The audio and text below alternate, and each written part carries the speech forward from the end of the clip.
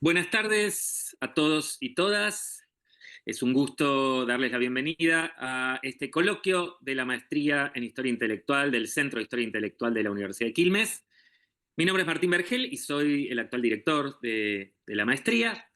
Y hemos pensado esta actividad como parte de las charlas y conferencias de la maestría, aprovechando el dictado de una de las materias que tiene como profesor a Elías Palti, la materia Conceptos y Lenguajes Políticos, y con dos visitantes de lujo que presentaremos ahora a continuación, en esta actividad que lleva por título Para una crítica del discurso decolonial.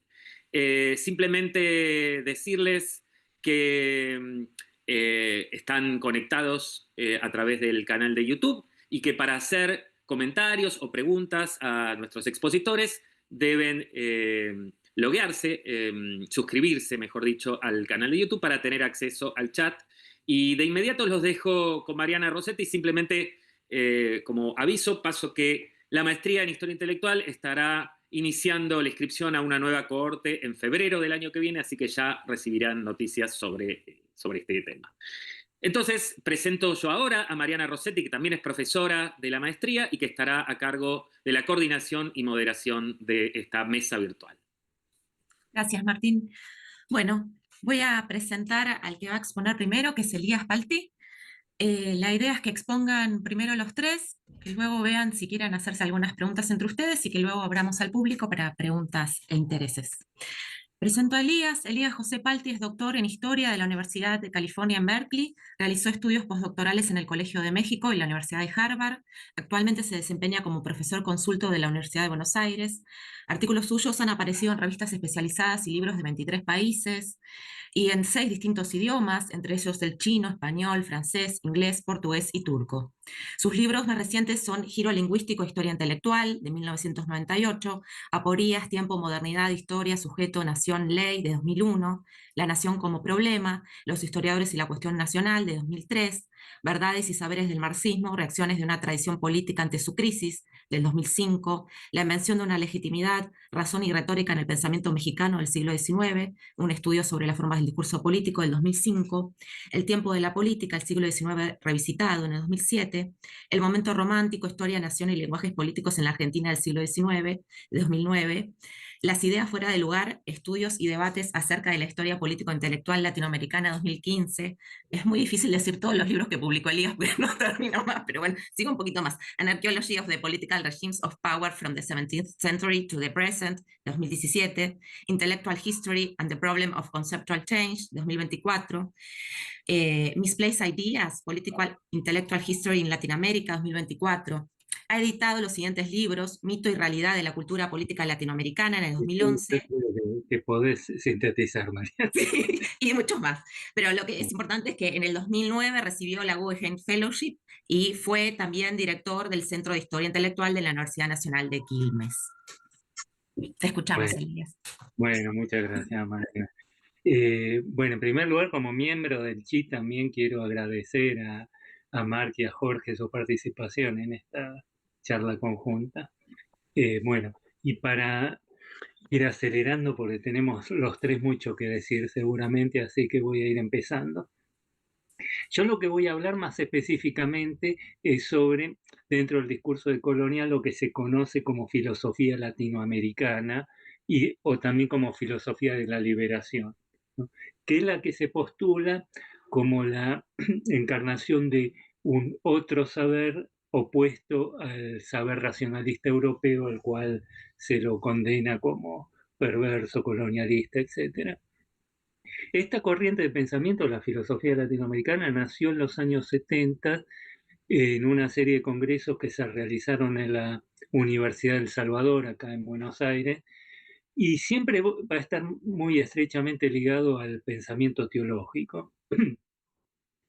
Pues aunque dentro de esta filosofía latinoamericana va a haber distintas corrientes, yo me voy a concentrar en una de ellas, que es la más influyente, que es la corriente fenomenológica, que se la conoce así, y cuyos principales representantes son, bueno, arrancando con Kusch, que es más precisamente Rodolfo Kusch, a quien me voy a referir en esta charla, y llega el más importante recientemente sería Enrique Dussel, que acaba de fallecer hace muy poco. Bueno, digamos, de alguna forma el pensamiento, el fundador de esta corriente, ¿no? se lo asocia a la figura de Rodolfo Kusch, sobre todo en el hito más importante fue su libro América Profunda de 1962. Kusch fue un personaje, si se quiere, bastante extravagante, en un sentido se fue a vivir a Jujuy, en un pueblito en la frontera con Bolivia, porque él va a entender que desde ahí va a poder compenetrarse con el auténtico ser latinoamericano. Bueno, de lo que se trata acá es más que de discutir o defender las ideas de Kuhn, tratar de ver cuál es el aparato argumentativo que subyace a su postura, ¿no? A su visión del ser latinoamericano, ¿no? Bueno, la antinomia de base que ordena todo su discurso es entre el ser y el estar. El concepto de estar va a ser una suerte de traducción del concepto heideggeriano del Dasein, el ser ahí. Y dice, el estar indica un ámbito de realidad más primitivo que puramente empírico, un ámbito preóntico, el cual no es verdaderamente un producto histórico, sino por el contrario, aquello que da origen y sentido a la historia, es el fundamento último, sería una especie de arqué. Bueno, toda su reflexión busca entonces instalarse en este plano que para él es inacible desde lo estrictamente conceptual, ya que no se lo puede definir según las categorías racionales porque no participa de ese ámbito, ¿no? Que a él se va a acceder a través de la reflexión, perdón, no se accede a través de la reflexión del lenguaje, sino dice que se muestra a sí mismo, se nos hace manifiesto a través de símbolos, de la gestualidad, que es el medio en que se mueven las culturas nativas. Esto, bueno, si recuerdan, para los que estuvieron en la clase anterior conmigo, recuerda algo a lo que vimos de Blumenberg, ¿no? Ese ámbito preconceptual o precategorial, ¿no? Bueno, Kusch afirma haber logrado penetrar ese ámbito de realidad más primitiva, hallado ese arqué, en las culturas quechuas y aymara. Dice que es en la conciencia natural de los nativos donde se forja ese antidiscurso que se opone al filosófico, el cual es inevitablemente distorsionante, esto es abstracto, reflexivo, y perdiendo así de vista la totalidad primitiva en que anida el sentido. El estar, dice, no es algo que refiere igual exclusivamente a América Latina. Se trata de una categoría universal en lo que Heidegger llamaría un existenciario. Por lo tanto, se puede hallar también en Europa, aunque allí se encuentra sometido y avasallado por el ser. En América Latina también se reproduce este mismo enfrentamiento entre el ser y el estar. Y en Perú, más concretamente, se expresa en esa antinomia tradicional entre la costa y la sierra. La costa, dice, es el exceso de forma, mientras que la sierra es el subyacer. La costa es el lugar de la cosificación y la sierra el de la pura subjetividad preobjetiva. En la costa se despliega una visión abstracta, mecanicista del mundo, y en la sierra se encuentra en una comunión inmediata con lo viviente, con lo que Husserl llamaba mundo de la vida o Lebenswelt. Bueno, en fin, dice, la costa es el ámbito de la reflexión, la sierra el de la sabiduría. Bueno, sin embargo, él asegura que en esta lucha entre el ser y el estar, el primero nunca podría terminar imponiéndose, puesto que resulta siempre parasitario del estar, siempre lo presupone, y cito, todo lo que es está sumergido en el estar, es decir, el estar es ontológicamente más primitivo. Bueno, todo esto dice Kusch que le fue transmitido por su informante ahí en Jujuy, que era Santa Cruz Pachacuti. Bueno, lo que nos lleva a su vez a esta otra categoría fundamental que él introduce, que es la del suelo. La categoría de estar para él está estrechamente asociada a la del suelo, que es allí donde se está, donde uno está parado, pero no refiere estrictamente a un lugar geográfico, sino existencial. Es decir, sería el nombre del arqué. Bueno, ahora cabe preguntarse, ¿cuál es ese suelo sobre el que Cuye está parado? Es decir, donde se funda su propia perspectiva, ¿no? Y, en definitiva, la de la filosofía latinoamericanista en general. Digamos, la pregunta más concretamente es, ¿hasta qué punto es la cultura nativa la que funda su discurso o inversamente es su discurso el que conforma su visión de la cultura nativa? Y en dicho caso, ¿cuál es la estructura de ese discurso? ¿Cuál es, en definitiva, el régimen de saber más preciso sobre el cual se funda, ¿no? Bueno, acá podemos referirnos a un planteo de Santiago Castro Gómez, que en su libro La crítica de la razón latinoamericana desmonta la serie de operaciones intelectuales que subyacen a las construcciones conceptuales de estas distintas vertientes del latinoamericanismo filosófico. Retomando un planteo de Foucault, dice: la genealogía, que es la metodología Foucaultiana, no pretende en ningún momento representar esas voces, las del pueblo. Todo lo contrario, busca excavar el suelo de los discursos latinoamericanistas que han pretendido hablar en nombre del pueblo y mostrar las capas heterogéneas sobre las que se construyen. Buen fin de cita. Vistos desde esta perspectiva, entonces los filósofos latinoamericanistas pecarían de cierta ingenuidad epistemológica, ya que permanecen ciegos a la serie de presupuestos que dan forma a su propio discurso, que es lo que el enfoque genealógico busca justamente desenterrar y tratar de reconstruir, ¿no? Básicamente, al proyectar aquellas categorías que son constitutivas de ese propio discurso sobre un plano ontológico, las reifica, obturando así la posibilidad de la interrelación acerca de sus propios fundamentos conceptuales. En definitiva, ese suelo de saber sobre las que su perspectiva se levanta, ¿no?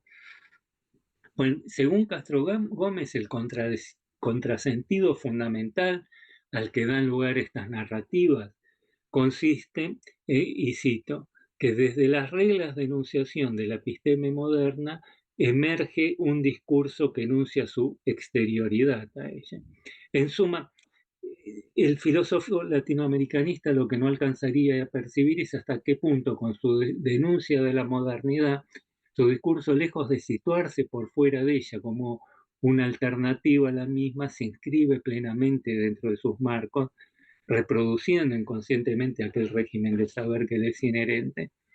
Bueno, ¿cuáles son entonces estas premisas conceptuales? En realidad, bueno, acá hay que hacer una precisión con respecto a lo de Castro Gómez. No es exactamente lo que Foucault llamaba el régimen o la episteme moderna, sino lo que subyace a esta corriente fenomenológica y en general al latinoamericanismo filosófico es otro régimen de saber que surge a comienzos del siglo XX, lo que hace posible la emergencia del latinoamericanismo filosófico.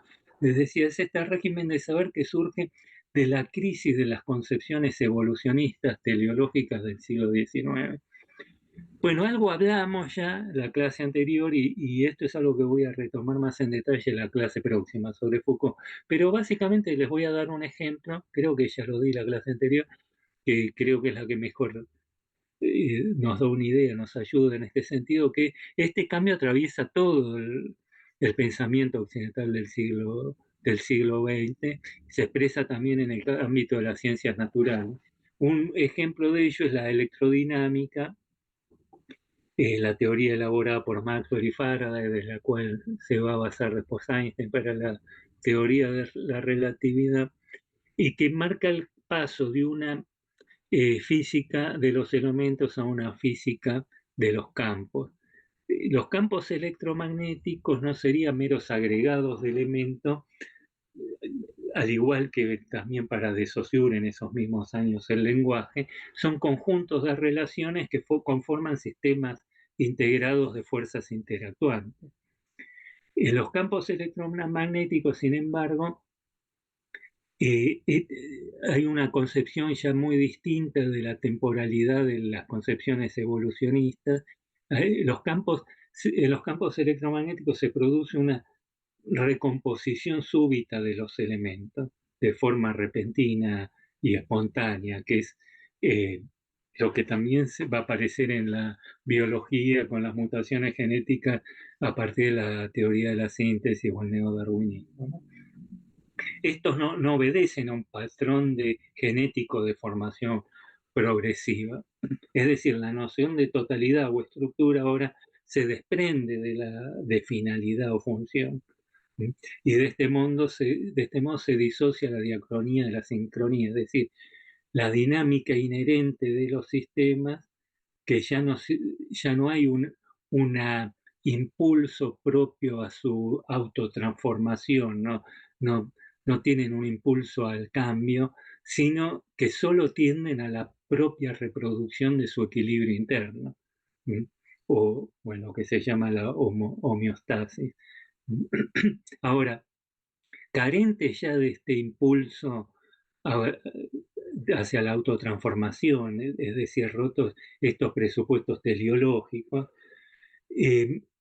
el cambio entonces, estas reconfiguraciones que se producen, solo podría provenir desde fuera de los sistemas, y es acá que aparece la idea de la existencia de una instancia trascendente a los mismos, que en el campo de la filosofía sería la emanación de un ser que preexiste a las estructuras, un ego anterior a esta distinción entre sujeto y objeto, donde se encuentran aún fundidos, que es esa instancia precategorial y presimbólica de que hablaba Kush, ¿no? Bueno, lo que vemos entonces que es un nuevo régimen de saber que se encuentra atravesado por la oposición ahora entre sistemas autorregulados y acción intencional, entre estructuras y subjetividad trascendental. Retomando en la terminología de la época, de comienzos de siglo, va a ser la oposición entre formas y vida.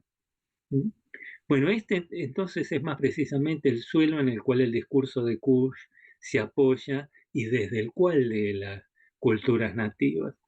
El procedimiento conceptual característico de esta vertiente consiste en retraducir a términos latinoamericanistas ese conjunto de antinomias que son propias de ese régimen de saber, ¿no? Bueno, y el resultado se puede resumir en, si les puedo compartir este cuadro, que sería seleccionar un minuto.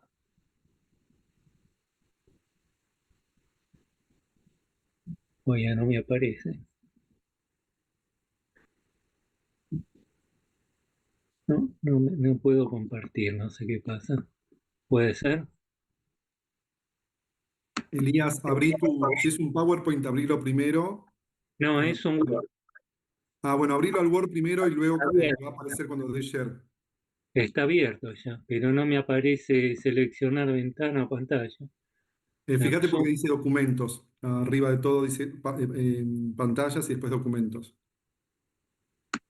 ¿Tampoco? No, hay que seleccionar ventana. Bueno, está bien, lo lamento. Entonces, no. Dice pantalla completa, pero solo se ve el propio Zoom. A ver. No, esto mismo. Bueno, no sé qué es lo que pasa. Bueno, no importa. Pero básicamente entonces ese conjunto de antinomias que habíamos visto entre la costa, la sierra y la costa, serían correlativos a su vez a esa oposición de base más fundamental que es entre forma y vida, ¿no?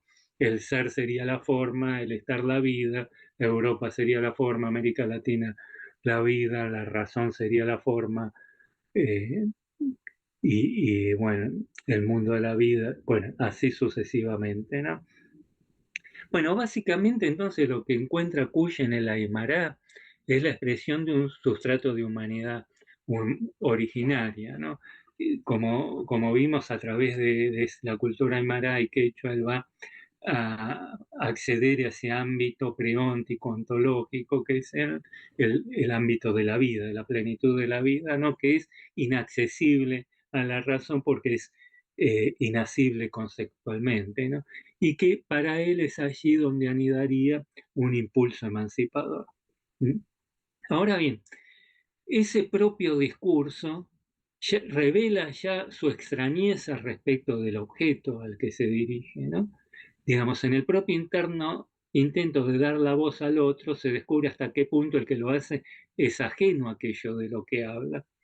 En definitiva, bueno, esta es una crítica que hace Crapanzano a Clifford Geertz en Hermes Dilema. Dice, bueno, para Kush, como para Geertz, según Crapanzano, el nativo es un ser genérico y abstracto. Para él, los dichos de su informante, Santa Cruz Pachacuti, retraducidos por él según las propias categorías de la fenomenología husserliana, decía, estos dichos de su informante serían válidos y compartidos no solo por todos los miembros de su comunidad, sino también por otros muy distantes a ellos, tanto geográfica como culturalmente. Digamos, esto que él encuentra, que le informa Santa Cruz Pachacuti, él piensa que es válido desde los mapuches del sur de Chile hasta los tlaxcaltecas del Valle de México, ¿no? Pues en ese supuesto ser nativo se expresaría, que se expresaría, y digamos, no solo va a comprender al conjunto de las poblaciones del continente de manera indiferenciada, sino que para él se habría mantenido siempre idéntico a sí mismo desde antes de la conquista hasta ahora. Digamos, Kush no duda de que los dichos de su informante refieren a un saber ancestral que se remonta a un pasado remoto y difícilmente ubicable en el tiempo, ¿no? Bueno, lo que vemos es cómo esta distinción entre formas y vides se traduce a su vez en una escisión en el propio concepto de sujeto.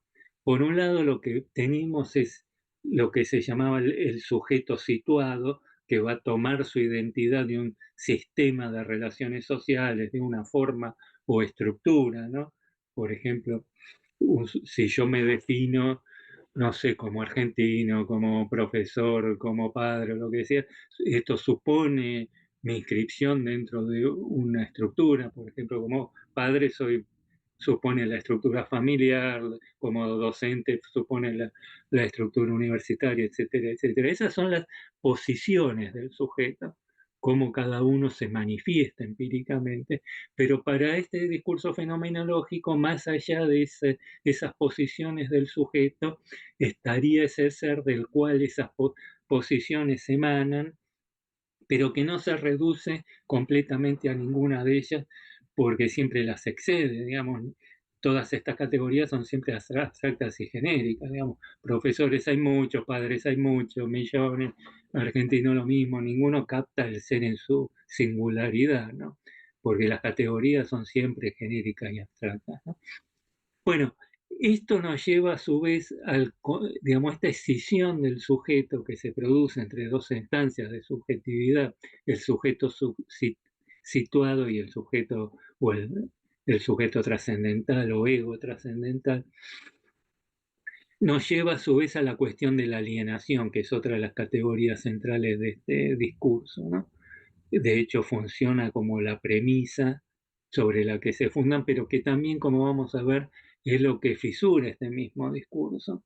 Digamos, ese ser latinoamericano al que ellos invocan ya no se confunde con el sujeto empírico, el realmente existente, que se encontraría sumergido en una vida alienada, ignorante de su propio ser. Y esto es necesariamente así porque, de lo contrario, si no fuera así, el proyecto emancipador al que estos filósofos están abocados ya no tendría objeto, perdería su sentido.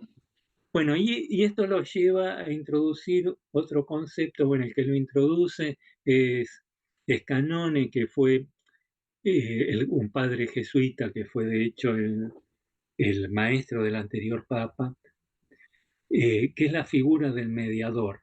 Esto es el sujeto que ha superado su situación de alienación y ha accedido a su auténtico ser, abriendo así el horizonte a la trascendencia. que en definitiva este no sería sino el propio filósofo latinoamericanista, cuya misión es la de revelarle a los suyos ese ser que le es inherente, pero que se encuentra alienado, ignorado, ¿no? Bueno, lo que se expresa por detrás de esta idea del tercero es el hecho de que ese ser latinoamericano al que invocan nunca habla por sí mismo, sino que es necesario que alguien hable en su nombre, alguien que asuma su expresión y le permita manifestarse, ¿no? Y este es el síndrome característico del pensamiento latinoamericanista. Digamos, ¿cuál es la estructura entonces del argumento de esta corriente, ¿no?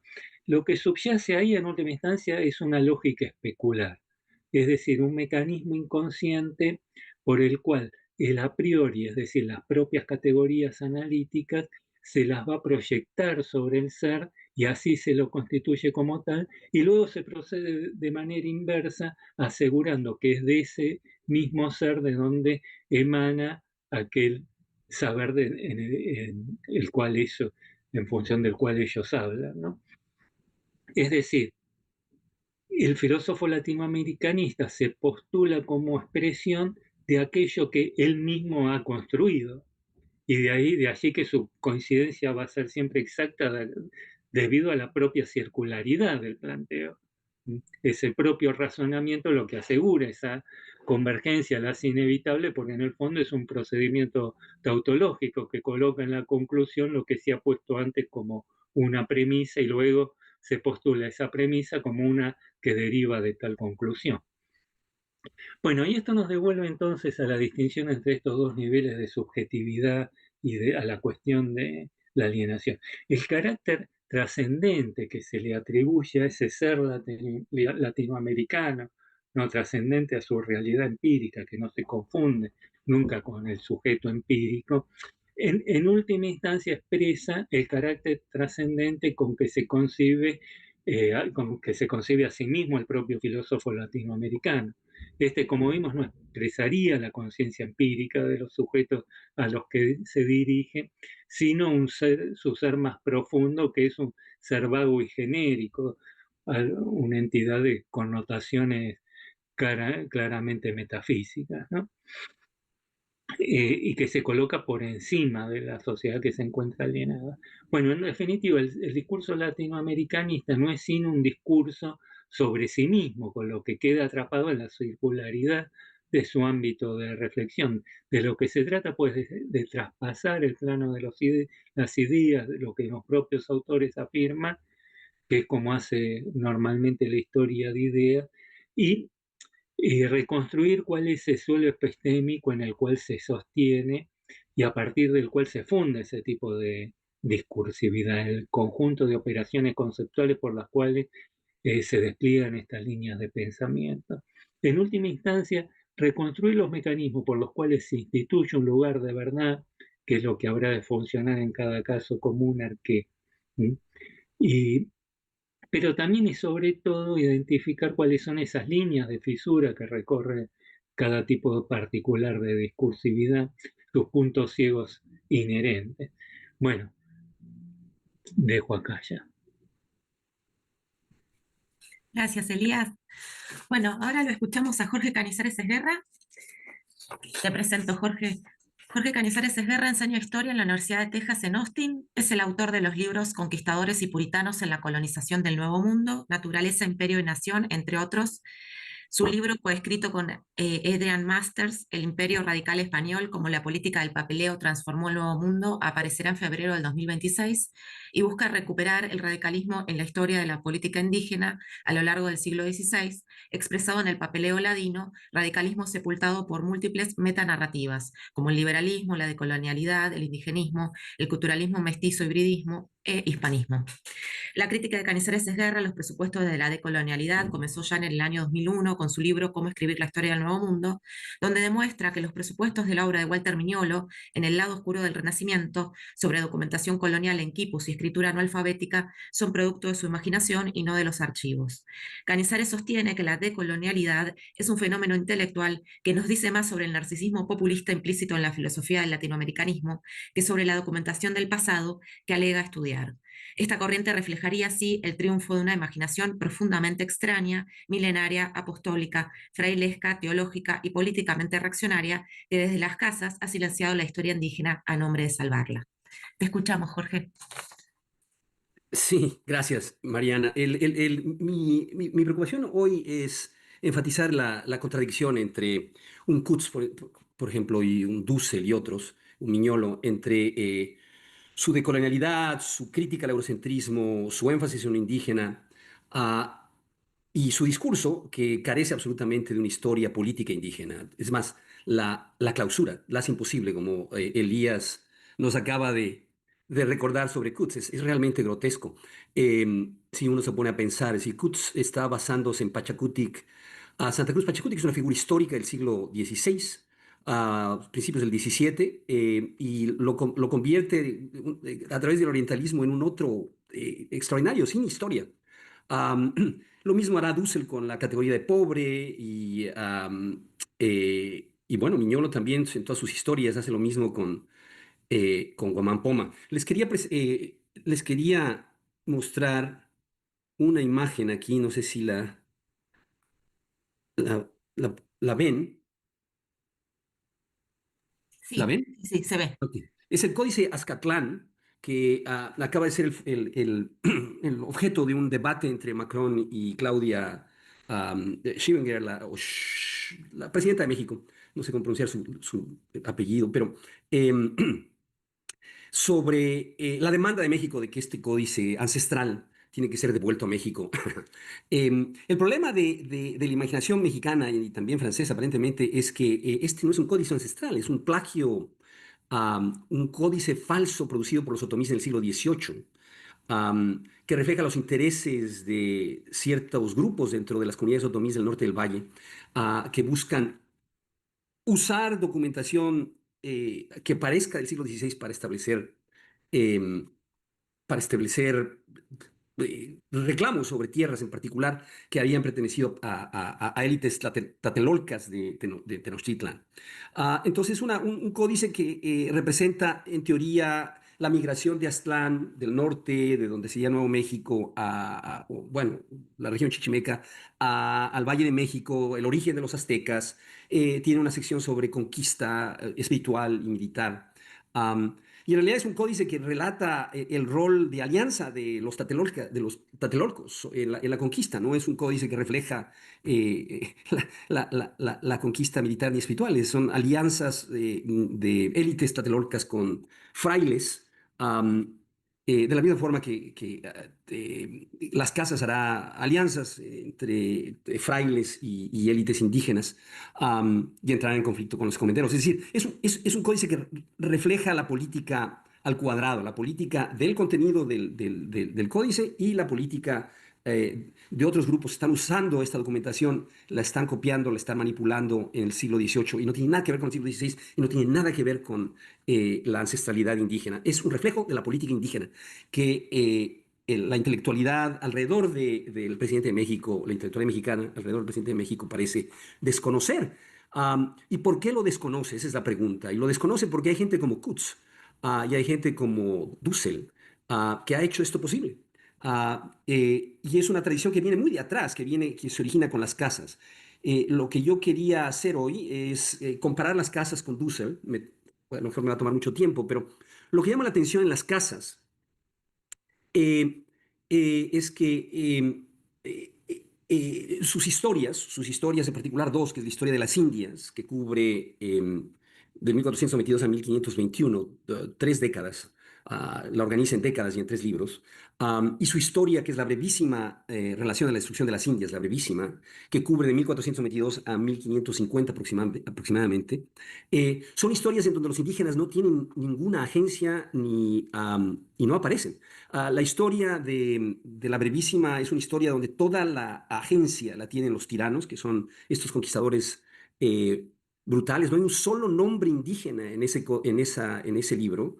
Um, no hay un solo individuo indígena. Todos los indígenas son un grupo de miserables y corderos que llama, y los encomenderos y los conquistadores que le evita nombrar pero que va de región en región, ¿no? De Hispaniola a Cuba, a Jamaica, a Puerto Rico, a Tierra Firme, a Nicaragua, a Nueva Granada, al Perú, a México. Que es la materia del libro, es repetitiva, es la misma historia, es un tirano conquistador, un lobo que consume corderos, y los indígenas son corderos. Um, Esa es la estructura de la bellísima. La estructura de la historia de las Indias es peor. La historia de las Indias es un texto en donde se trata de relatar un proyecto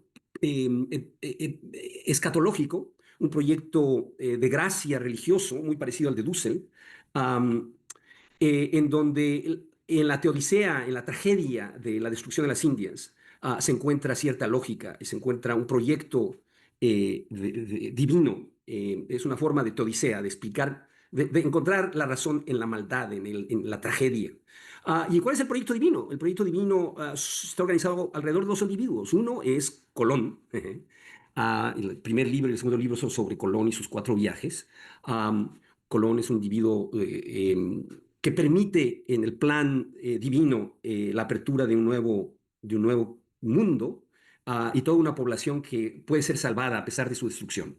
Y ese es el rol heroico de Colón. 2 libros dedicados a este individuo y a sus tragedias y a sus conflictos y a la política que lo llevan últimamente a perder poder dentro del Caribe. Y el tercer libro es acerca de él. Es acerca de las casas. Es un libro dedicado a él y a su proyecto escatológico y a todo lo que él hizo desde su primera conversión y segunda conversión. Es una historia de sus 2 conversiones. Cuando era encomendero pasa a ser ahora cura secular, aliado con los dominicos, y que trata de convencer a la corona en varias oportunidades de que a los indígenas hay que cuidarlos, hay que ayudarlos, hay que evitar que estos lobos malignos que son los conquistadores los destruyan, y entra en una cantidad de debates en el proceso con historiadores o textos como los de Cortés, como los de Oviedo y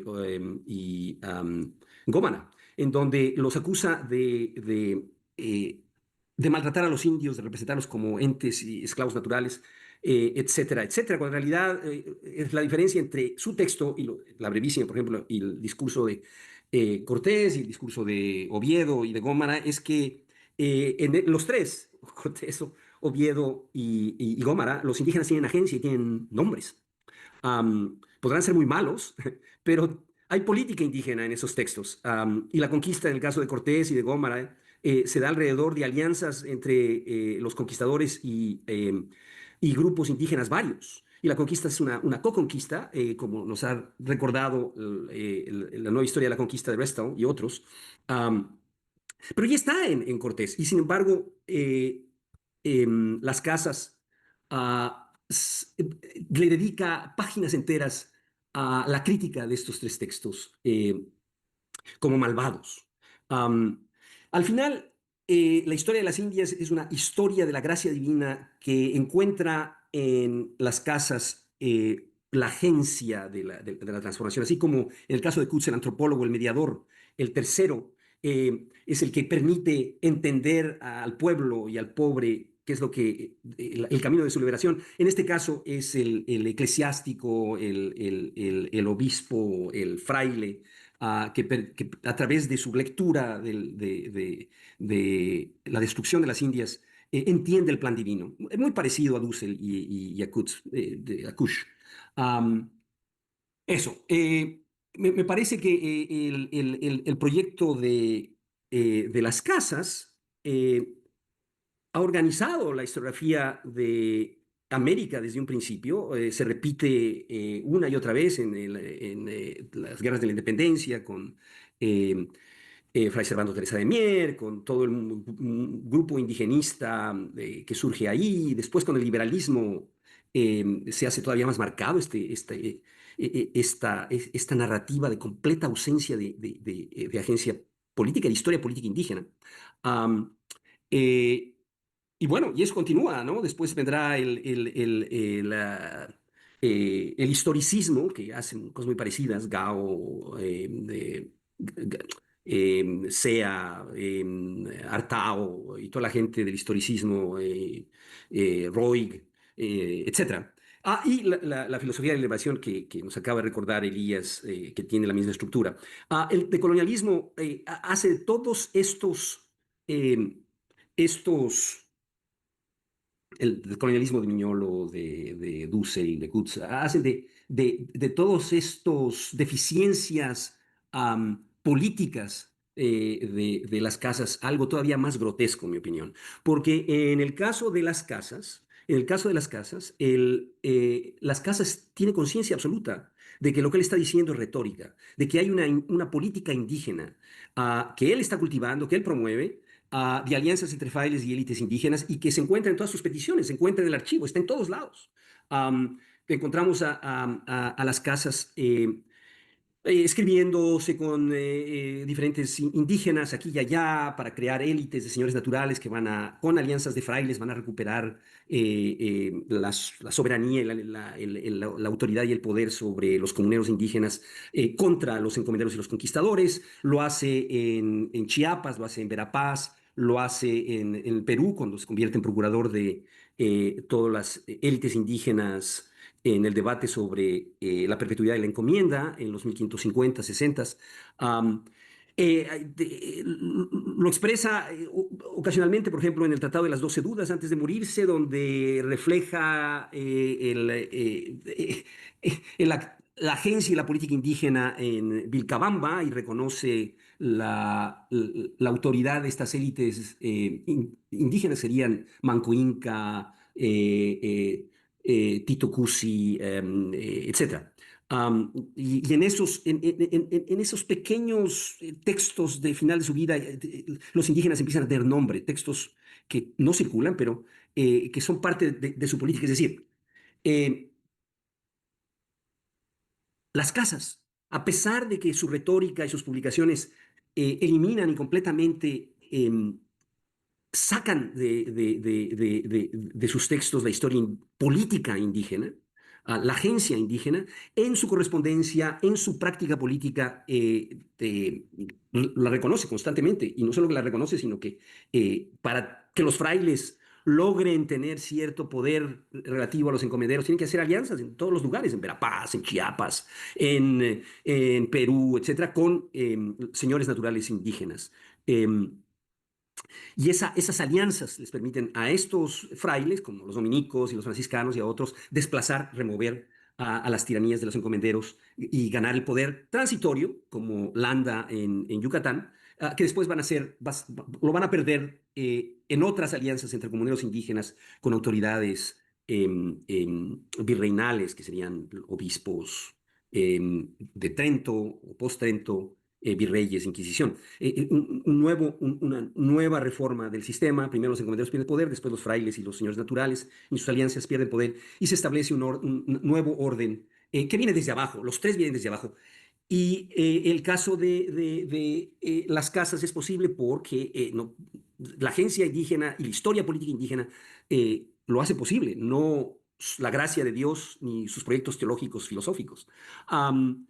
Ese es mi mensaje, que la decolonialidad de forma perversa hace del discurso eurocéntrico un fetiche, y en el proceso de hacerlo fetiche y hacerlo central a su discurso filosófico, historiográfico, Dussel fue un historiador, se graduó en la Sorbona, que está perpetuamente buscando al pobre en los archivos y dice no encontrarlo. El pobre y los indígenas están todos lados en los archivos, pero él se enfoca en archivos eclesiásticos y no puede encontrarlo y se queja permanentemente que no puede encontrarlo, que no puede encontrarlo, que no puede encontrarlo.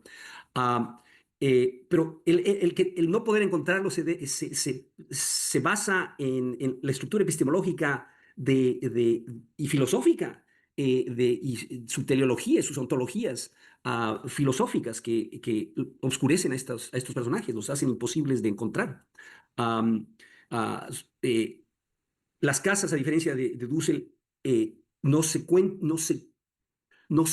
consume su cuento porque está haciendo política con las élites indígenas que están haciendo política indígena y los tiene que reconocer y los tiene que aceptar y los tiene que incorporar a su proyecto, y esos son los que le dan toda la documentación que necesita para su brevísima y toda la documentación que necesita para su historia de Indias y toda la documentación que necesita para su apologética histórica, vienen de ahí. Y en el caso de Kush, es patético que su única fuente sea Santa Cruz Pachacuti, un texto de 3 páginas del siglo XX, de finales del XVI, principios del XVII. Ese es su informante. Y en el caso de Miñolo, es una pésima lectura de Guamán Poma, que se convierte en el ideólogo, no en el ideólogo, en el gran intelectual decolonial del siglo XVII, que es el equivalente de Marx, Smith, Kant, todos juntos, de acuerdo a Miñolo.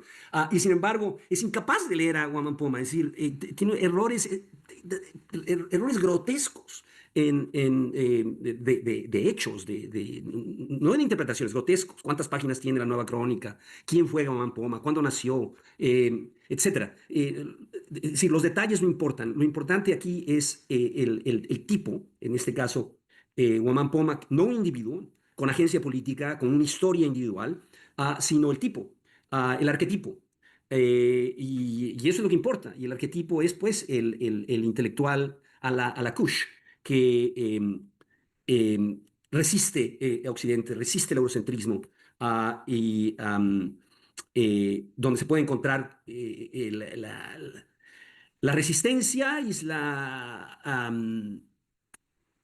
la verdad andina está ahí sumergida en su libro, la historia real andina contra el eurocentrismo. Todo eso es absurdo.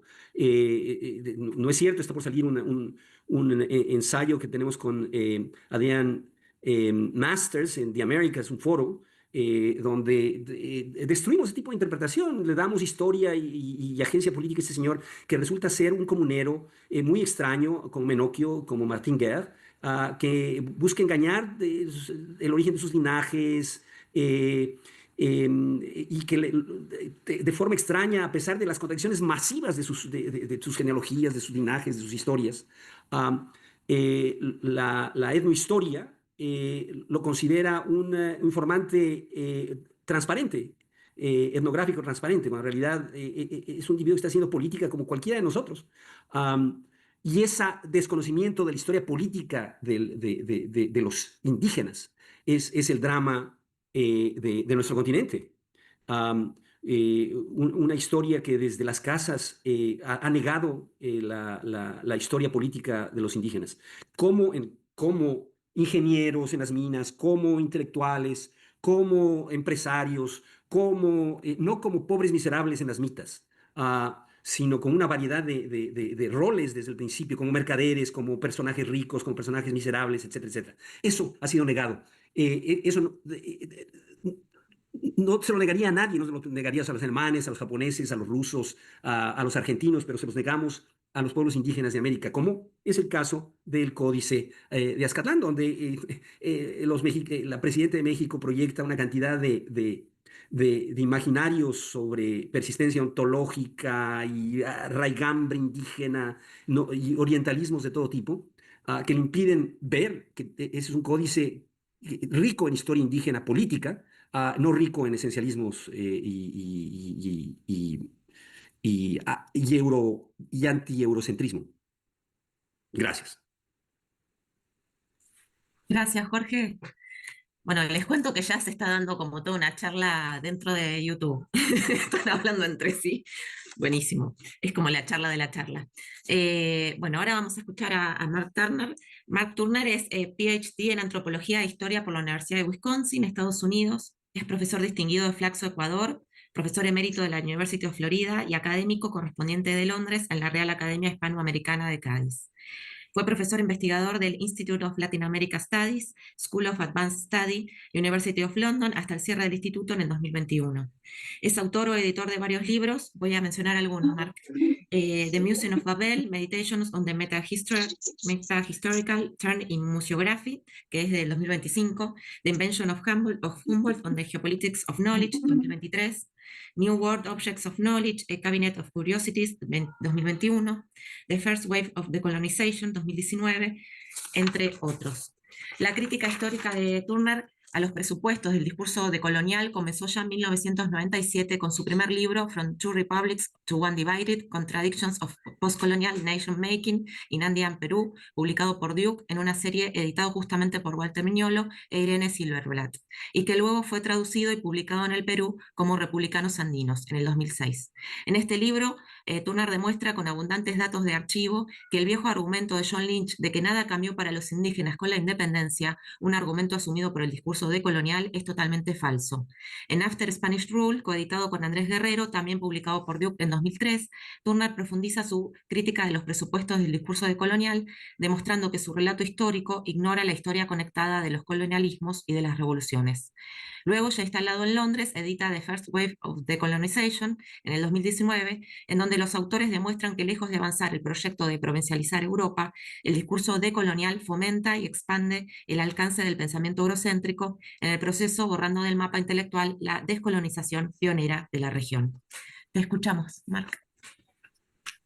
Muchas gracias. ¿Me escuchan? Sí, se escucha bien. Perfecto. Primero quisiera agradecer a Elías y al programa de Historia Intelectual de Quilmes, que me parece una plataforma fantástica para este conversatorio. Y espero que pronto se pueda concretar con una intervención que me parece urgente en este campo. Estoy muy contento de estar aquí con Jorge y Elías. Además que compartimos historias intelectuales y políticas comunes. Creo que puedo resumir y voy a tratar de ser breve porque ya lo que nos interesa es también debatir. Yo he escrito ya mucho sobre este tema, entonces puedo simplemente decir, ahí está publicado, está documentado. Creo que el problema es que todo esto se ha ignorado, ¿no? Los que promueven el discurso decolonial, que para mí, y como acabamos de escuchar, es un espejo neoindigenista que refleja su propia cara, ¿no? El problema es que este espejo se ha hecho viral. A pesar de que su discurso carece de fundamento histórico, hoy es la voz de Latinoamérica en el mundo. ¿Mm? Yo lo he encontrado en todas partes, en Londres, en Madrid, en Lisboa, en Viena, en Berlín, ¿no? Donde me dicen que, bueno, claro, decolonial, ¿no? Entonces asume que yo soy decolonial, ¿no? Porque no, perdón, no, por favor, no me meten en esa caja porque yo no tengo nada que ver, yo no soy culpable. Entonces trato de explicar, a ver cuál es el problema, ¿no? Bueno, yo creo que se puede explicar y se puede debatir y se puede mostrar cuáles son las premisas falsas de su discurso y como se hace con cualquier el discurso y bueno, ya dejarlo. El problema es que también hay que ser mediático, hay que estar ahí, no solamente en debates académicos, sino en el arte, en la ecología, en el feminismo, en la museología, en casi todos los campos culturales ahora donde decolonial es viral. O sea que no es solamente una cuestión académica, es mucho más. Y eso me preocupa, creo que requiere una respuesta no solamente académica, sino cultural. Bien, yo comencé criticando esta tendencia en el 97 con mi primer libro, incluso antes con artículos, cuando irónicamente mi primer libro es publicado por Miñolo en su serie. No lo leo, obviamente, porque se lo hubiera leído, porque no lo hubiera publicado. Pero el resumen lo refleja, ¿no?, que ellos hacen. Y también he participado en mesas con él y otros del entorno, donde no hubo diálogo, obviamente, pero que me iba leyendo, informándome, al mismo tiempo que leyendo, informándome de los estudios postcoloniales y subalternos, que era el otro corriente que el discurso decolonial ha querido desplazar, y efectivamente lo ha hecho en lugares como Londres, donde antes se hablaba de postcolonial studies, ahora se habla de decolonial, ¿no? Sin saber de lo que se trata, pero bueno, está de moda y ya está. Bueno, eso también ha pasado en Nueva York, en otros ambientes donde me muevo, ¿no? Bueno, voy a referir brevemente a un libro que publicamos en 2019, The First Wave of Decolonization, ¿no? La primera ola de la descolonización en Londres, que producto de un taller, el taller se llamaba el Global Decolonization Workshop, ¿no? El taller de descolonización global, que juntó historiadores de los tres grandes imperios europeos, el francés, británico y hispano, y luego las tres regiones más colonizadas, ¿no? Asia, África y América Latina. Entonces se dio un diálogo que es muy poco común, creo que hasta ese no se había dado, de hablar de las descolonizaciones en diferentes momentos y diferentes partes del mundo bajo diferentes imperios. Y ahí pudimos explotar muchos mitos acerca de América y otras regiones, ¿no? Primero, que se sorpresa para muchos, es que el término, la palabra descolonizar, se inventó en el Perú en 1822 y no en el sur de Francia, como todo el mundo dice, ¿no? Como de Henri von Frede en un comentario sobre la guerra de Algeria. Sí. Antes decía en todo el mundo que no, esto de la descolonización es de otros imperios, de otros lares. Aquí no hubo colonias, etcétera, etcétera, ¿no? Esto es mentira. Aquí también circulaba el concepto aquí, en la región suramericana, circulaba el concepto colonial, coloniaje y sistema colonial desde mediados del siglo XVIII, lo hemos documentado. No se llamaba oficialmente a las provincias, reinos y virreinatos colonias, eso sí, pero tampoco lo decían los franceses o los británicos. O sea que ahí no hay mucha diferencia. Entonces, el excepcionalismo hispano no va, no tiene fundamento. Por otro lado, la descolonización, la historia de la descolonización suramericana, la verdadera, la que se dio, fue muy radical, quizás más radical que movimientos descolonizadores en África y Asia, y más violento, por favor. Entonces, cuando se habla de que la verdadera descolonización se da en el tercer mundo, en el siglo XX, ¿no? Mentira. No tiene fundamento histórico. Estos son estereotipos que vienen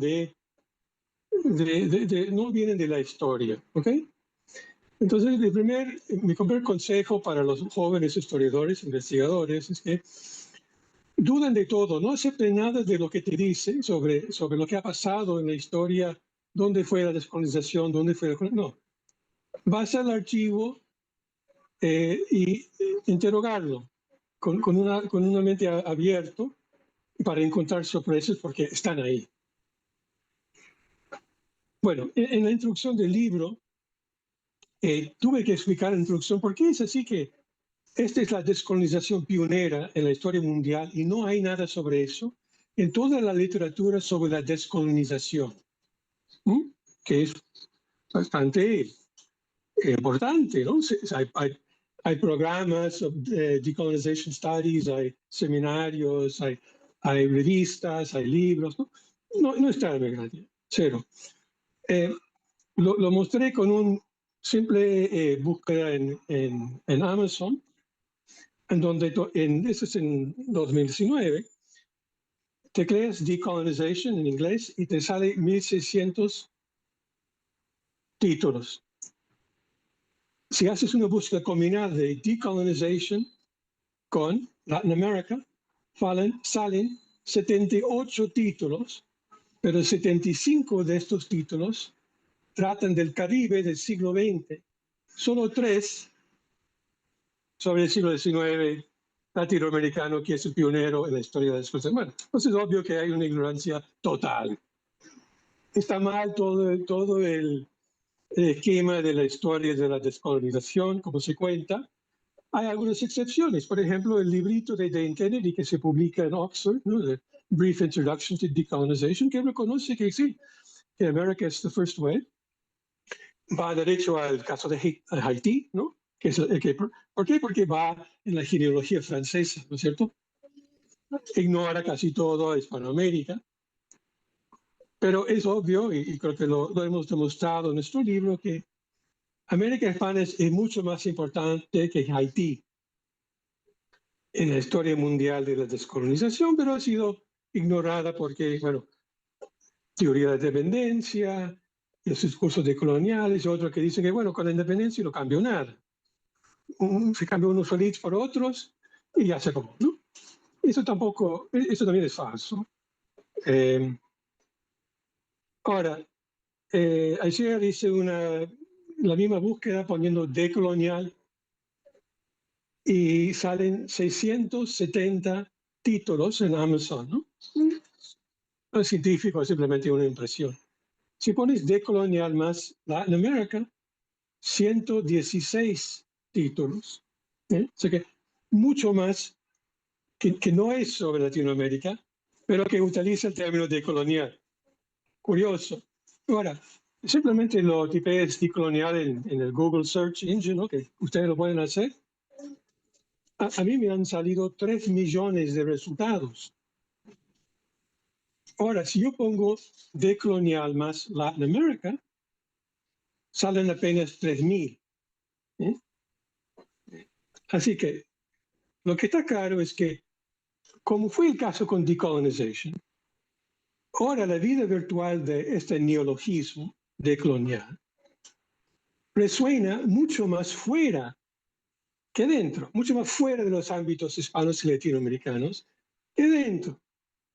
O sea que ese espejo indigenista se ha hecho global, viral.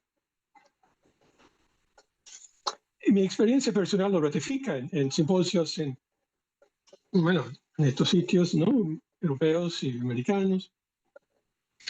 Últimamente estuve dando un keynote en un simposio sobre la descolonización de los museos. Todos lados, decolonial, sin saber de lo que se trata, ¿no? Ninguno latinoamericano ni latinoamericanista. El Bienal de Venecia, ¿no? De 24, aquí tengo el t-shirt, un circo decolonial. Arte indígena, todo el discurso decolonial, deshistorizado, dando una imagen de América Latina bastante estereotipada para el consumo del mercado mundial del arte contemporáneo. En fin, ¿por qué es tan exitoso este término decolonial? Que, como repito, es un neologismo. Spanglish. En español no se puede decir decolonial ni descolonial. Eso es un invento, es un neologismo. Se puede decir descolonizar, ¿sí? Y ese término, como ya señalé, fue inventado por José Faustino Sánchez Carrión en 1822 en un debate en Lima sobre la forma de gobierno que el nuevo Estado independiente de Perú debe adoptar. ¿No? Eso es un debate organizado por Monteagudo, muy interesante. He publicado un artículo sobre eso, sobre la invención del término decolonizar. No, los decoloniales han llegado 200 años tarde. En fin. Ok. Sin embargo, ¿por qué hay que ver? Esta cosa es serio. hay que entender por qué ha sido exitoso y por qué nosotros hemos fracasado, ¿no? Somos aquí hablando entre nosotros, somos fracasos, nadie nos lee. Bueno, quizás se líe un poco, Jorge más, a mí nadie me lee. Eh, en primer lugar, tiene un puente entre el español y el inglés, ¿no? Está claro porque decolonial ahora se circula en inglés, ¿no? Lengua franca del mundo y del mundo digital. Pero surgió en un ambiente académico también spanglish, ¿no? Pequeño círculo de críticos latinoamericanistas que se reunían en los años 90 en un bosque del norte de Nueva York, ¿no? En el campus de Binghamton, ¿no? Donde está Wallerstein. Entonces, bueno, de ahí es donde sale. Y eso es importante porque es un momento en que está en los ámbitos universitarios norteamericanos en que yo estuve en ese momento, predominaba la palabra postcolonial, que llegaba a través de los estudios subalternos, muy distinto de la llegada de lo decolonial. Lo postcolonial tiene una historia política anterior de ser elaborado como filosofía y jerga académica. Eso es importante. Se utilizaba en las Naciones Unidas, en los reconocimientos oficiales de descolonización en el mundo británico y también francés. Entonces, no viene de la nada como del bosque de Nueva York como decolonial. Tiene una historia política y eso le da más fundamento, yo creo, histórico, más ambigüedad, más complejidad, etc. Pero no era muy... en un momento se utilizaba mucho en los estudios latinoamericanos. Me acuerdo incluso se declaró un grupo de estudios subalternos latinoamericanos en Pittsburgh. Y bueno, en los estudios subalternos hay que recordar también, esto nació en un bosque del sur de Inglaterra, ¿no? En un campo de Sussex, ¿no? Donde estuvo Raneshikua, ¿no? La diáspora, sobre todo de la India, ¿no? Que se insertaba en la academia inglesa y luego norteamericana, y sacaba una revista y comenzaba a ocupar puestos importantes en Chicago, en Princeton, etcétera, ¿no?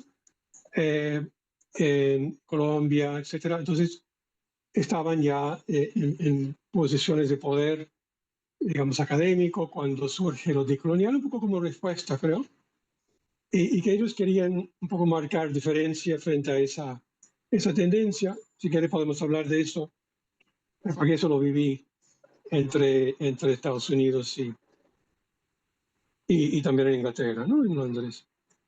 Y luego lo estoy sufriendo en España también, que ha llegado a Madrid, ¿no? Mira, voy a cerrar, porque puedo hablar de muchas cosas.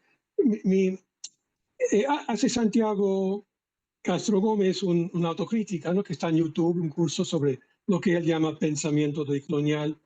Yo no creo que es un pensamiento, o sea, no es tan coherente como para llamarlo pensamiento para mí. Yo diría que es una moda, más bien, de pensar. Él pone tres que él considera correctas, tres tesis correctas y después tres deficiencias. Yo creo que todas son incorrectas, las que él nombra, y podría ir y demostrar por qué son incorrectas. De acuerdo con Jorge, que lo que ha hecho y lo que hemos demostrado es que en vez de superar el eurocentrismo, lo que ha hecho es fomentarlo y aumentar su alcance. Casi todos los demás presupuestos que asignan a la colonialidad, que es un concepto histórico, son invenciones posteriores del siglo XIX y siglo XX y no tienen nada que ver con lo que nosotros llamamos el periodo colonial o virreinal, como fue vivido y entendido. Entonces, hay problemas muy graves, muy básicos en las premisas. Pero para mí el presupuesto más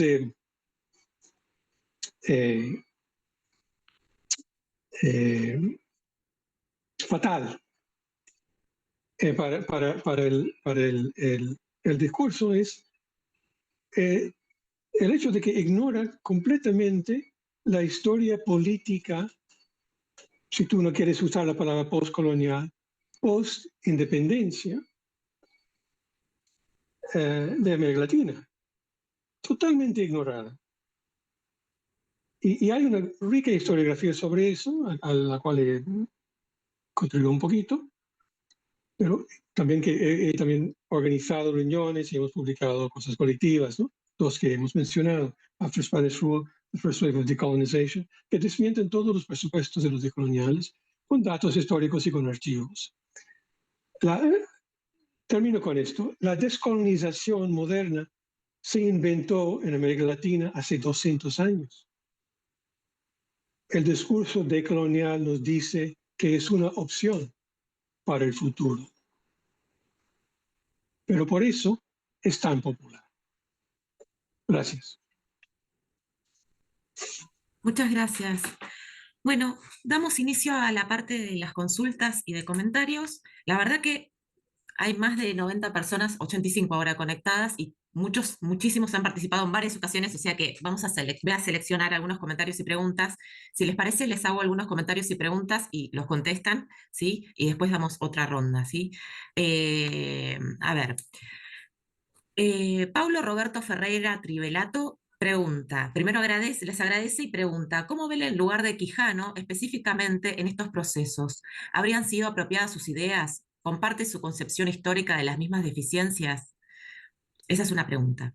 Después, Mariana Pérez Valero dice, comparto la pregunta anterior de Pablo, estaba pensando en qué papel le veían a Quijano en estos procesos. Hay muchas, a ver, continúa, perdón. Luis Manuel Cuevas Quintero dice, eso es correcto, hay segregaciones en las redes, un consejo sería revisar lo que hacen en las universidades y grupos de investigación, en relación con lo que vos comentaste, Marc, sobre la búsqueda en Google, etc. Luis Manuel Cuevas Quintero pregunta, o dice, queda en vilo para seguir un espacio de trabajo lo de la agencia y el agente colonizado, pues quién es el que habla y o escribe en nombre de y desde qué locus de enunciación. Otra pregunta es para Elías, dice, ¿cómo se inserta en esta corriente de filosofía latinoamericana de Kusch y Dussel el planteamiento de Bolívar Echeverría alrededor de lo moderno del barroco? Si quieren empezamos con estas dos preguntas y comentarios y seguimos luego con otras preguntas. Una es el lugar de Quijano, que les preguntaron a los tres. Sí, si querés. Yo. Sí. Bueno, perfecto. Sí, bueno, Quijano ha sido increíblemente influyente a partir de su posición en Binghamton, ¿no?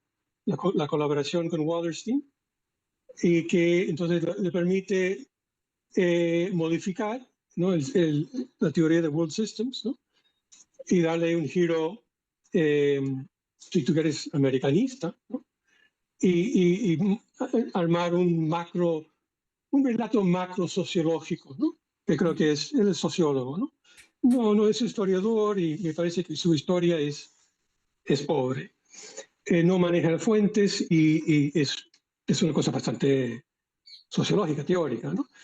Pero hay unos presupuestos que creo que vienen también de la teoría de la dependencia, sobre la independencia. Para Quijano, la ilustración viene de afuera, lo mismo para Mignolo, ¿no? Y los estados-naciones también son inventos de Europa que son trasplantados, ¿no? a América. Por eso no, están fuera de lugar, ¿no? La ilustración y las naciones modernas están fuera de lugar, ¿no? en América, sobre todo en América indígena, y entonces hay resistencia, no hay problemas. Yo he demostrado que esas dos premisas son falsas. Y lo he demostrado en el caso peruano, que debe conocer Quijano, pero que no lo conoce. Bueno, ya no está con nosotros, pero no lo conoció.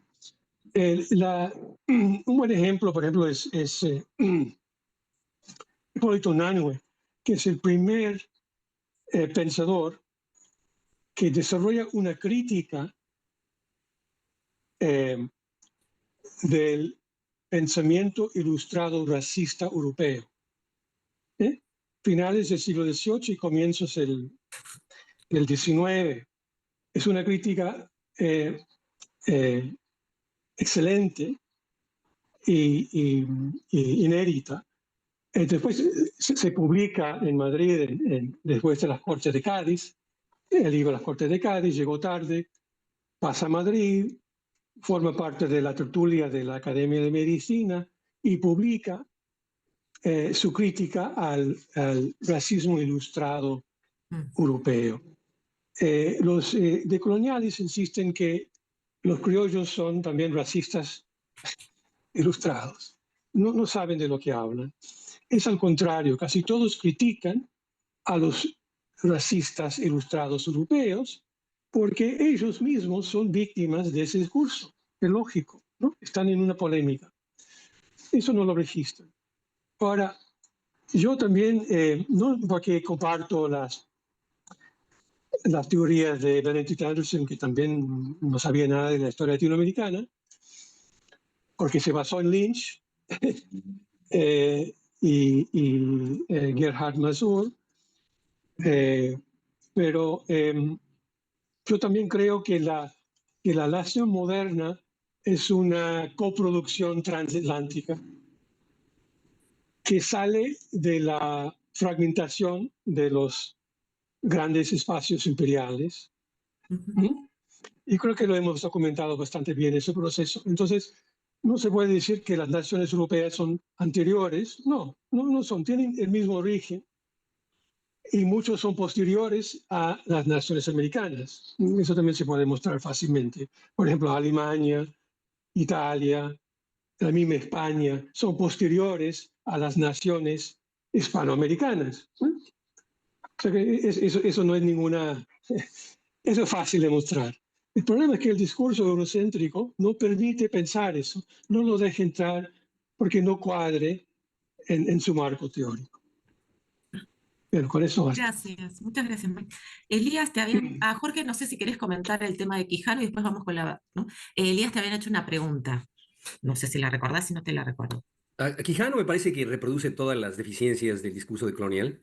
Es una sociología,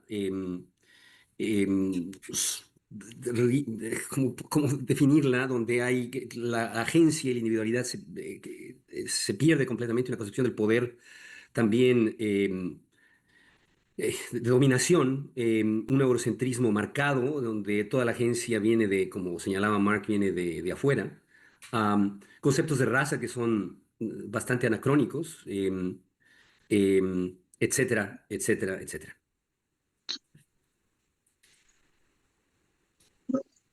Elías, te habían preguntado, te vuelvo a repetir la pregunta por las dudas. Dice, ¿cómo se inserta en esta corriente de filosofía latinoamericana de Kusch y Dussel el planteamiento de Bolívar Echeverría alrededor de lo moderno del barroco?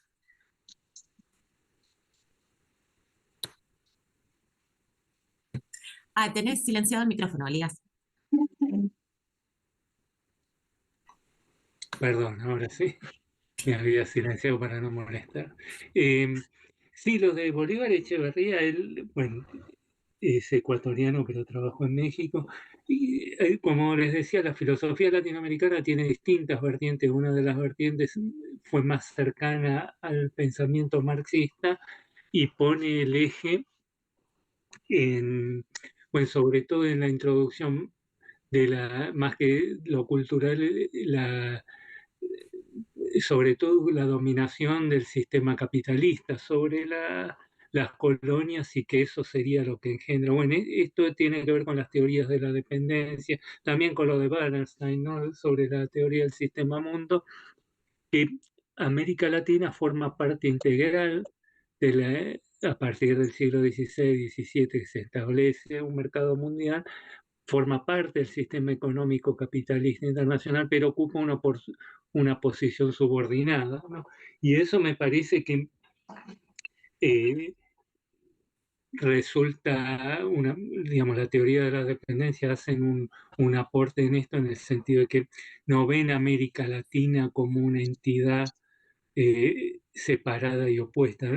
Bueno, estos se oponen a las teorías dualistas, como las llaman, que ven a América Latina como congeladas en un estadio precapitalista, que en América Latina nunca se hubiera impuesto el capitalismo y que el subdesarrollo, entonces la conclusión es por la falta de desarrollo capitalista, y que de lo que se trataba entonces es de profundizar el sistema capitalista. La teoría de la dependencia, por el contrario, dicen que la situación marginal, el retraso, el subdesarrollo latinoamericano no es por la falta de desarrollo capitalista, sino precisamente una consecuencia de la imposición del propio sistema capitalista en las colonias, donde generan una relación de subordinación respecto a los centros de producción mundial, ¿no? Bueno, en este sentido creo que el aporte de la teoría de la dependencia, dentro de la cual Bolívar Echeverría se inscribe, me parece que es importante. El problema es cómo dar cuenta teóricamente de estas relaciones asimétricas que se producen a nivel mundial, ¿no? Y esta idea de, bueno, y es acá donde recaen siempre en alguna forma de esencialismo, que ver que, eh, bueno, el latinoamericanismo, perdón, la propia pregunta era de Bolívar Echeverría con relación a, Ya ahora te ya me digo. olvidé. Alrededor de lo moderno del barroco. Ah, Lo moderno del bueno, barroco. este es un buen ejemplo. Digamos, el barroco surge en España. España es un centro del barroco, se da en toda Europa, pero sí, España era en el momento en que surge el barroco, fines del siglo XVI, comienzo del siglo XVII, era uno de los grandes centros de la cultura europea. ¿M? Y donde el movimiento barroco más se desarrolló en la llamada eh, época de oro de la cultura española, que se dio tanto en la plástica como en Velázquez, el Greco, como en la literatura, Lope de Vega, Cervantes, etcétera, ¿no? Que coincide con el momento también de la conquista. Y de alguna forma, hay estos planteos culturalistas, como el de con Richard Morse, que es el que más lo desarrolló en la Academia Norteamericana, este planteo lo retoma a su vez de Louis Hartz. Hartz plantea que en las zonas que nacieron como producto de la expansión europea, quedaron de alguna forma congeladas en la cultura proveniente de Europa en el momento de la conquista. Y como, bueno, y de alguna forma las colonias españolas, hispanas y portuguesas serían víctimas de una modernización precoz y quedaron atadas a esa cultura barroca que, bueno, luego se va a retomar con Les Saint-Malin, el barroco americano, etcétera. Se le va a dar un sentido positivo, que el barroco va a ser una especie de reacción a la cultura moderna surgida con el siglo XIX, volverían a sus raíces originales que estarían. Pero de nuevo, el barroco fue como todo, como la ilustración, como el romanticismo, no se, digamos, el gran problema es cuando se deshistorizan esas categorías. Entonces se ve el barroco no como un movimiento artístico y de pensamiento fundado en ciertos presupuestos que son propios de una época del pensamiento, que no tiene nada que ver con el pensamiento contemporáneo, ya, ¿no? Digamos que estos planteos barren la historia, digamos, pegan estos saltos del siglo XVI al siglo XX, que es cuando surgen estas filosofías, ¿no? Y creen ver ahí una esencia cultural propia de un continente compartida. Digamos, va a haber disputas sobre dónde la van a encontrar, pero el esencialismo de estas perspectivas le es casi inherente a todas las distintas corrientes, aún a aquellas como las vertientes más historicistas, como bueno, acá no me puede quedar. Todo esto que les estoy contando lo desarrollo en un libro que se publicó en Oxford, ¿no? ahora no voy a tener tiempo para desarrollar todo esto, pero la idea es esta, que fundamentalmente también las vertientes historicistas tienen un problema, ¿no? Que en esta idea de oponer lo latinoamericano a lo europeo, no solo deben esencializar América Latina, sino como contrapartida tienen que crear una visión igualmente esencialista del pensamiento europeo. Entonces, así como Europa sería, no sé, lugar de, en este caso el barroco, lo que fuera, Europa estaría fijado, digamos, todo el pensamiento europeo es el pensamiento racionalista cartesiano, como si Descartes fuera la esencia europea y toda la filosofía europea se resumiera en Descartes, y meten en una misma bolsa formas de pensamiento desde Nietzsche a Husserl, todo el pensamiento europeo es cartesiano para ellos, ¿no? Lo que obviamente es una distorsión muy, muy brutal, ¿no? Digamos, no existe un sistema de pensamiento propio europeo, hay infinidad de formas de pensamiento muy diversas y aún contradictorias entre sí, ¿no? Bueno, me parece que básicamente sería eso la idea. Gracias, Elías. A ver, para finalizar, porque no queda mucho tiempo, hay muchísimas preguntas, sepan disculpar que no vamos a poder leer todas, pero sí, me pareció interesante lo que plantean algunos de los que están viendo, que va de la mano de que cada uno de ustedes diga muy brevemente en qué no coincide o qué les llama la atención o que quiera remarcar de la exposición del otro. Porque, por ejemplo, hubo varios comentarios de que Cañizares hable de lo que sostiene Mark Turner o que ¿qué lee Palti de lo que están diciendo Turner y Cañizares? O sea, como que hay una búsqueda de polémica aguerrida, que no es la idea en una mesa redonda, pero sí me parece interesante que ustedes hagan como una suerte de conclusión de lo que dijeron los otros expositores. ¿Les parece? Como para terminar. Hay muchas preguntas, igual esas preguntas quedan, o se las podemos transmitir a posteriori si quieren, pero bueno, es como una manera. Bueno, está bien, voy a ser muy breve. Yo creo que son perspectivas complementarias que reflejan la especialidad de cada uno, ¿no? Es sobre todo eso. Elías, historia conceptual, historia intelectual, historia política, etcétera, ¿no? Y nos da es muy importante entender esto, ¿no? O por lo menos los trabajos de algunos del grupo de Colonial desde esa perspectiva. Lo de Jorge, para mí viene sobre todo del hecho de que él trabaja sobre todo en la colonia. Acabó de publicar un libro importante sobre la política indígena, el papeleo, ¿no? En el Imperio de las Indias, ¿no?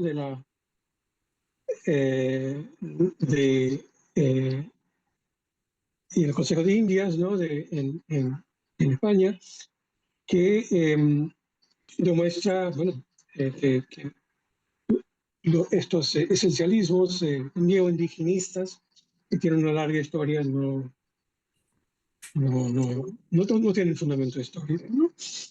Y que además borran esa historia. Entonces Jorge viene de esa, además tiene libros sobre otros temas, historia de la ilustración,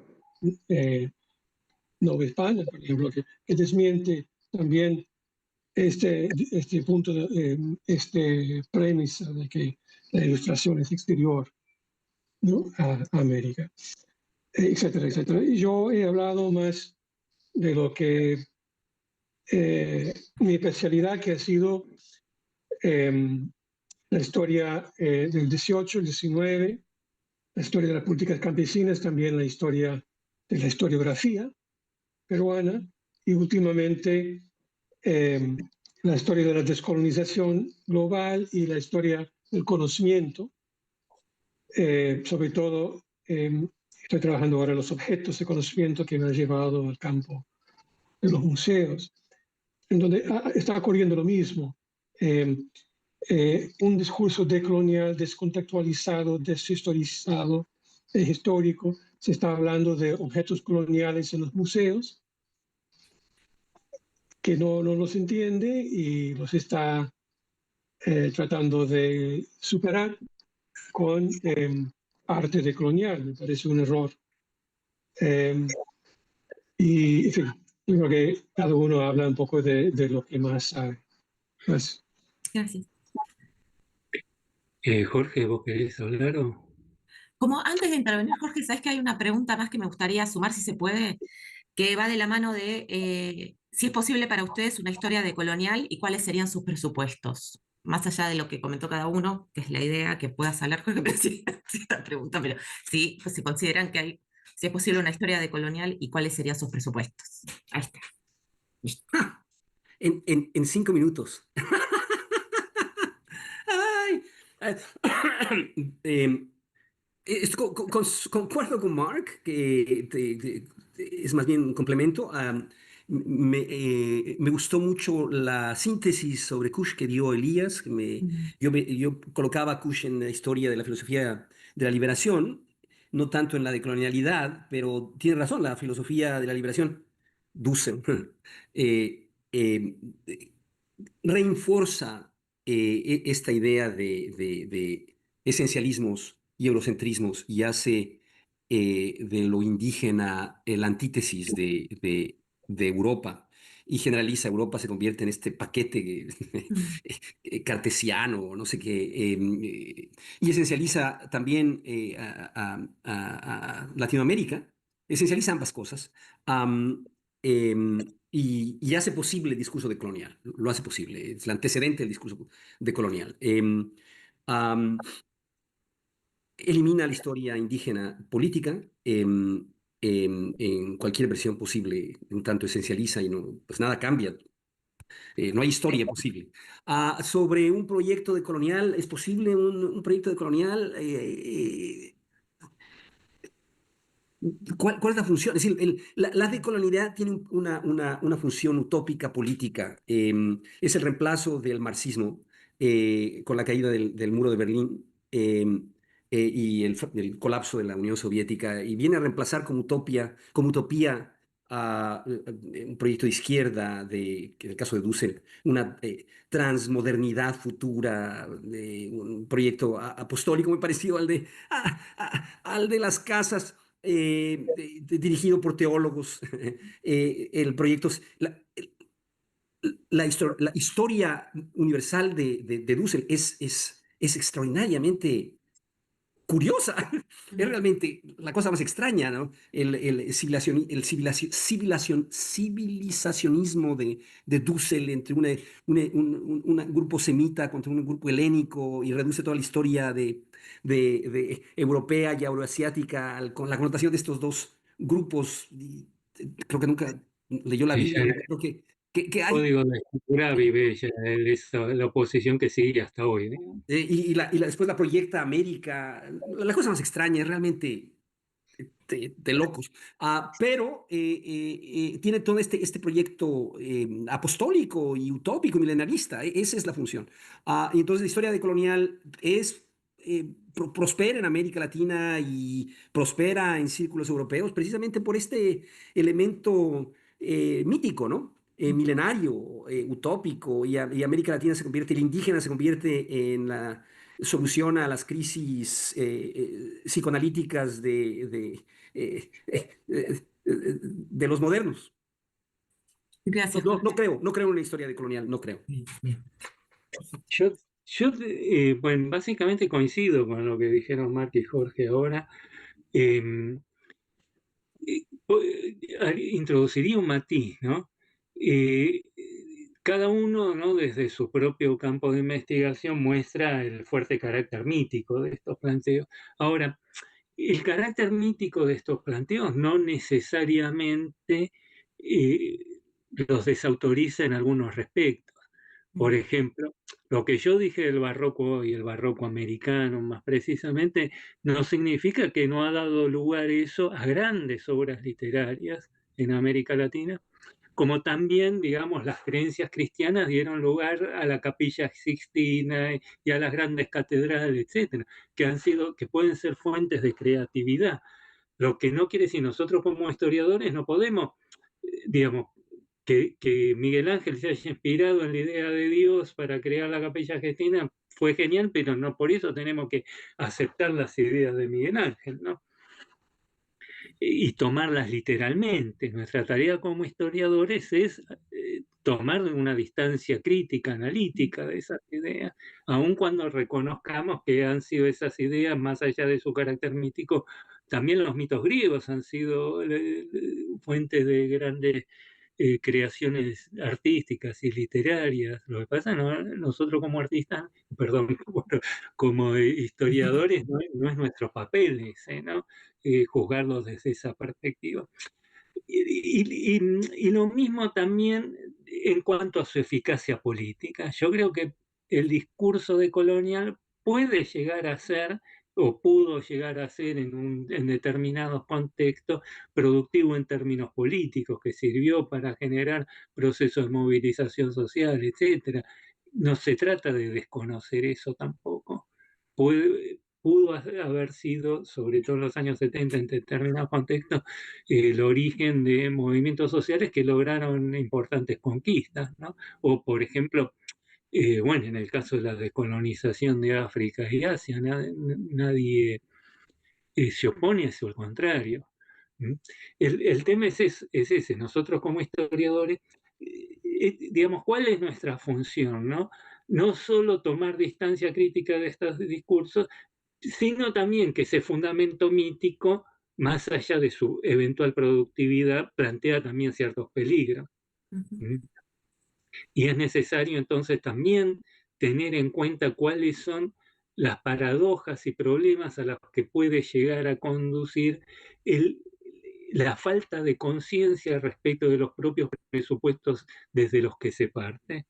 Y de alguna forma la tarea del historiador y del historiador intelectual en particular es revelar cuáles son esos presupuestos y en última instancia revelar el carácter contingente de esos presupuestos, que no son ellos mismos verdades absolutas, sino que se basan en una serie de presupuestos que son ellos mismos históricamente construidos, ¿no? Básicamente creo que de alguna, por distintas vías, creo que los tres apuntamos a la misma dirección, ¿no? Bueno, la verdad les agradecemos muchísimo la participación, la exposición que dieron y también el diálogo que establecieron entre ustedes y también a los asistentes que están viendo desde YouTube. En nombre de la maestría, bueno, esperamos que se pueda dar otro tipo de charla de este estilo. Y bueno, damos por finalizada la mesa redonda. Sepan disculpar a aquellos que no pudimos hablar de todas las preguntas o comentarios, pero 90 personas se hace imposible. Bueno, gracias. Muchas gracias.